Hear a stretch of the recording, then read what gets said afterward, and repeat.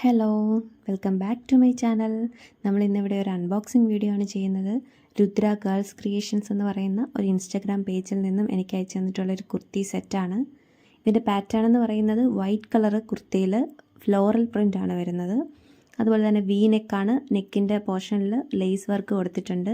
Material എന്ന് പറയുമ്പോൾ pure cotton ആണ് മെറ്റീരിയൽ. അപ്പോൾ നമുക്കിതൊന്ന് ഇട്ട് നോക്കാം.